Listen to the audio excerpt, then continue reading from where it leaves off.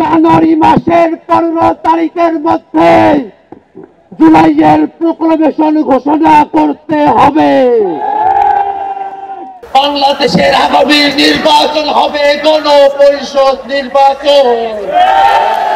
মানুষ এক নতুন বাংলাদেশ চায়।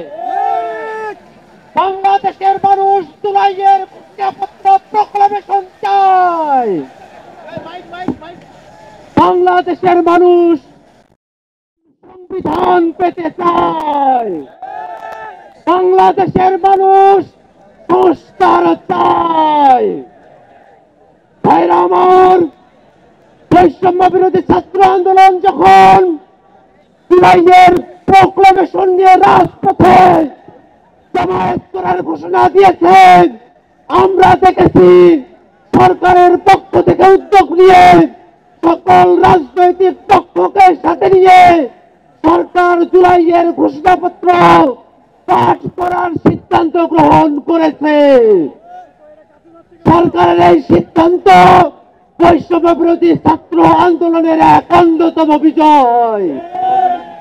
আমরা সরকারের কাছে দাবি জানাতে চাই, অবিলম্বে জানুয়ারি মাসের 15 তারিখের মধ্যে জুলাইয়ের প্রোক্লামেশন ঘোষণা করতে হবে। বাংলাদেশের মানুষ এক নতুন সংবিধান প্রত্যাশা করে। আমাদেরকে বলা হয় নতুন সংবিধান করবে, তার ম্যান্ডেট কোথায়? আমরা বলি নতুন সংবিধান নির্বাচিত প্রতিনিধিদের মাধ্যমেই হবে। বাংলাদেশের আগামী নির্বাচন হবে গণপরিষদ নির্বাচন। এই গণপরিষদ নির্বাচনে যারা জয়ী হবে তারা একই সাথে সংবিধান বিষয়ে সিদ্ধান্ত নেবে, নতুন সংবিধান প্রণয়ন করবে এবং আইনসভার সদস্য হিসাবে ভূমিকা পালন করবে। ভাইরা আমার, বাংলাদেশের মানুষের যে চাওয়াগুলো আছে, বিচারের চাওয়া আছে, সংস্কারের চাওয়া আছে, নতুন সংবিধানের চাওয়া আছে, বাংলাদেশের মানুষের প্রত্যেকটা বিষয়ের যে আকাঙ্ক্ষা আছে, সেই আকাঙ্ক্ষাকে বাংলাদেশের ছাত্র জনতা অবশ্যই বাস্তবায়ন করিয়ে নিয়ে আসবে। নতুন সংবিধান পেতে চায় বাংলাদেশের মানুষ, সংস্কার চায়।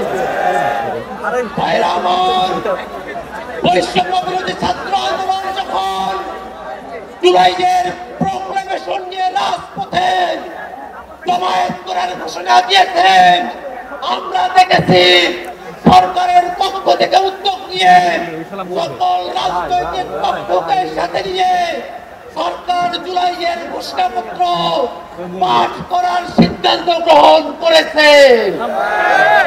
সরকারের এই সিদ্ধান্ত বৈষম্য বিরোধী ছাত্র আন্দোলনের এক অন্যতম বিজয়।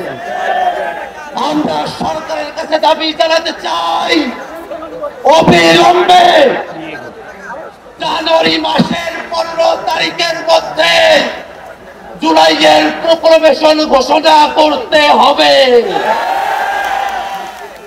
বাংলাদেশের মানুষ এক নতুন সংবিধান প্রত্যাশা করে। আমাদেরকে বলা হয় নতুন সংবিধান করবে, তার ম্যান্ডেট কোথায়? আমরা বলি নতুন সংবিধান নির্বাচিত প্রতিনিধিদের মাধ্যমেই হবে। বাংলাদেশের আগামী নির্বাচন হবে গণপরিষদ নির্বাচন। এই গণপরিষদ নির্বাচনে যারা জয়ী হবে তারা একই সাথে সংবিধান বিষয়ে সিদ্ধান্ত নেবে, নতুন সংবিধান প্রণয়ন করবে এবং আইনসভার সদস্য হিসাবে ভূমিকা পালন করবে। ভাইরা আমার, বাংলাদেশের মানুষের যে চাওয়াগুলো আছে, বিচারের চাওয়া আছে, সংস্কারের চাওয়া আছে, নতুন সংবিধানের চাওয়া আছে, বাংলাদেশের মানুষের প্রত্যেকটা বিষয়ের যে আকাঙ্ক্ষা আছে, সেই আকাঙ্ক্ষাকে বাংলাদেশের ছাত্র জনতা অবশ্যই বাস্তবায়ন করিয়ে নিয়ে আসবে। এই বলে আমি আমার বক্তব্য এখানে শেষ করছি। ধন্যবাদ সকলকে।